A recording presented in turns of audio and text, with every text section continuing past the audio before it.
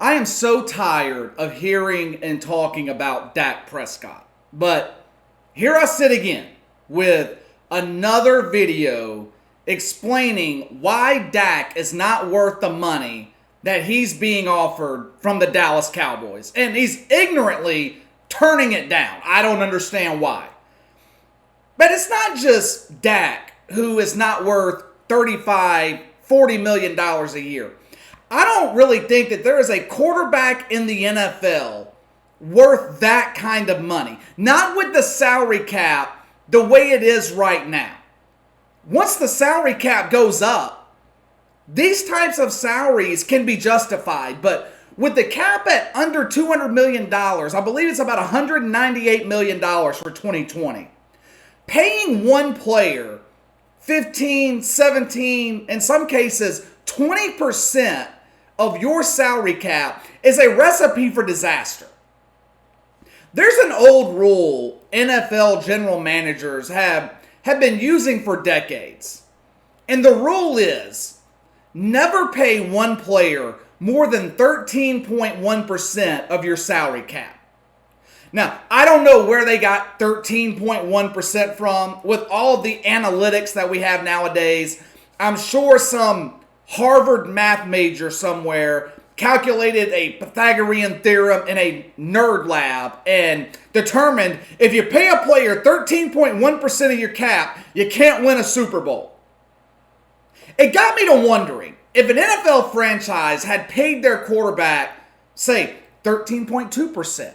or anything more than 13.1% of the salary cap, have they ever won a Super Bowl? Which is the goal for every NFL player and team, right? I mean, no one remembers second place. I would be willing to bet, if I ask you guys who Tom Brady and the Patriots beat to win their first Super Bowl, I think the majority of you wouldn't know that it was Kurt Warner and the LA Rams, or the St. Louis Rams. All you have to do is look at recent history to determine that paying a franchise quarterback a large percentage of your salary cap does not work. It doesn't work. If we're talking about winning Super Bowls, I'm not talking about 10-win seasons. I'm not talking about making it to the Super Bowl. I'm talking about winning Super Bowls. From 2014 to 2019, the top 10 quarterbacks in terms of how much their pay hit the percentage of a salary cap, if that makes sense, were Big Ben, Aaron Rodgers, Drew Brees, Eli Manning, Matt Ryan, Phillip Rivers, Joe Flacco, Cam Newton, Tom Brady. Guess how many of those 10 guys have won a Super Bowl in that 5 or 6 year span? One, Tom Brady.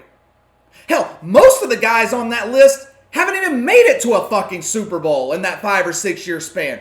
Eli Manning was one of the worst quarterbacks in the league over that stretch. Drew Brees was 7-9 3 straight years.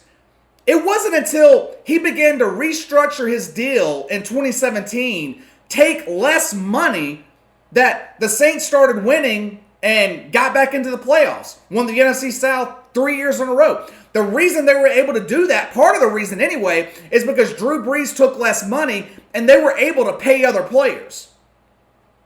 What has been the problem in Green Bay the past couple of years, especially last year? Aaron Rodgers doesn't have any help around him. Why is that? The Packers can't fucking afford it. He's eating up over 15% of their salary cap. Look at the quarterbacks in the last 4 Super Bowls. Besides Tom Brady, the quarterbacks, Patrick Mahomes, Jimmy G, Jared Goff, Nick Foles, Matt Ryan. Guess what all 5 of those guys have in common? None of their salaries ate up a large percentage of the salary cap when they went to the Super Bowl. Mahomes, last year, he was making less than $1 million. Jared Goff, the same when he made the Super Bowl. Nick Foles was a backup. Matt Ryan was making $20 million a year when Atlanta made the Super Bowl. Guess what happened once the Falcons gave Matt Ryan a big money extension in 2018? They've went 7-9, 2 years in a row and missed the playoffs. Here's the thing. The guys that I mentioned on that list, These are future Hall of Fame quarterbacks that we're talking about. Well, besides Joe Flacco and Cam Newton. Matt Ryan is also questionable, but you get what I'm saying. For the most part, these are future Hall of Fame guys that we're talking about here, but most of the quarterbacks on that list are considered franchise quarterbacks. Even Cam Newton, Matt Ryan, not Joe Flacco. If these guys aren't winning the Super Bowl, what in the fuck makes you think that Dak Prescott is going to win a Super Bowl once he's making $35, $40 million a year?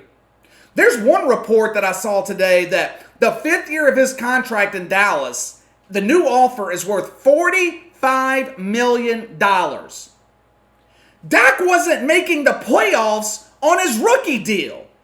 Now all of a sudden, with him making what he thinks he deserves, he's going to turn things around? I don't think so. I don't think so. Dak Prescott has this mentality that he's a top 5, top 10 quarterback because of his stats. Stats don't mean shit.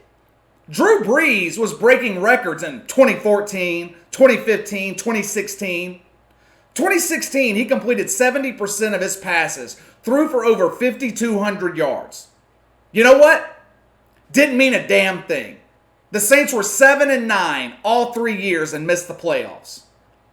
I'm tired of this notion that because the Cowboys paid Tony Romo back in 2013, that they owe it to Dak Prescott to pay him as well. It was a mistake when Dallas paid Tony Romo $106 million over 6 years back in 2013. Guess what they got in return? One good season. And the Cowboys sucked the rest of the time. Hell, Romo was hurt the last 2 years he was in the league. Dak Prescott is in a position where he's playing hardball with Jerry Jones and Stephen Jones. And I think for a couple of reasons. One, it's a little bit of revenge for Jerry and Stephen Jones dragging their feet on his contract extension. And I understand where Dak's coming from. They should have had this done last summer. Here we are a year later, and Dak officially is not even on the Cowboys roster.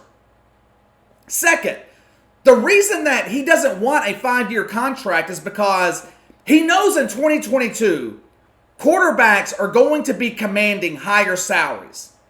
That's why he wanted that $45 million guaranteed in the 5th year of the contract. That's the kind of money that quarterbacks will be looking at 2-3 years from now. The Dak supporters constantly tout that he's a top 10 quarterback. They'll point to the fact that he's won a lot of games in 4 years. Dak's won 62% of his games. He's a winner.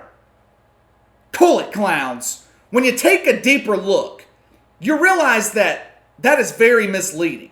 Against sub-500 teams, Dak Prescott holds a winning percentage near 80%. Against teams with winning records, he loses 57% of the time. In other words, like Alabama at the college level, Dak beats up on the bum teams in the league and he folds against good opponents.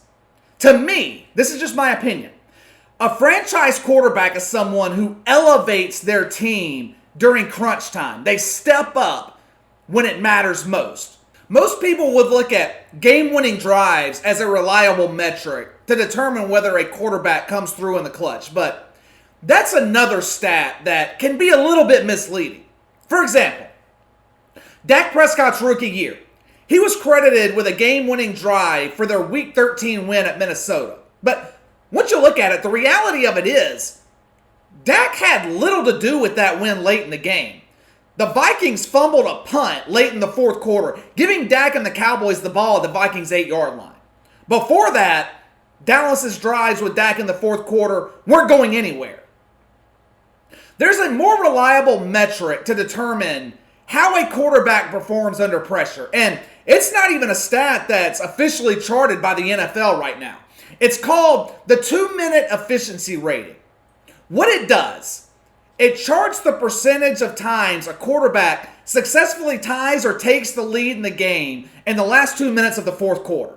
Shout out to the guys at Fansided for putting together this information. They call the metric 2ER, or 2-minute efficiency rating. Tom Brady, for example, has a 50% 2ER. Patrick Mahomes, 57%. Tony Romo, his last 4 years at Dallas, he was at 47%. Dak Prescott, in his 4-year career, his 2ER efficiency rating is at an abysmal 32%. In 2019, he was at 0%. 0%. He had 5 tries in 2019. Listen to the teams they were against and see if you sense a pattern. Saints, Jets, Vikings, Patriots, Eagles. 4 of those 5 teams were playoff teams. Once again, in crunch time against tough opponents, Dak Prescott simply ineffective. So is Dak worth $35 million a year? The answer is a resounding no. But at the same time, I'm not sure any quarterback is worth that kind of money with the salary cap as it is today. As we've talked about, the teams with the highest paid quarterbacks aren't winning Super Bowls. I remember when Drew Brees would come up for contract negotiations with the Saints after he won the Super Bowl, after the whole Bountygate scandal.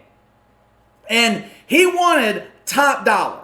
And like I said earlier, the Saints gave him top dollar. It's hard to say no. You gotta hold on to a legendary quarterback. But the result was the Saints just weren't very good. They were trotting out defenses that were breaking records in the NFL every season because they were so bad.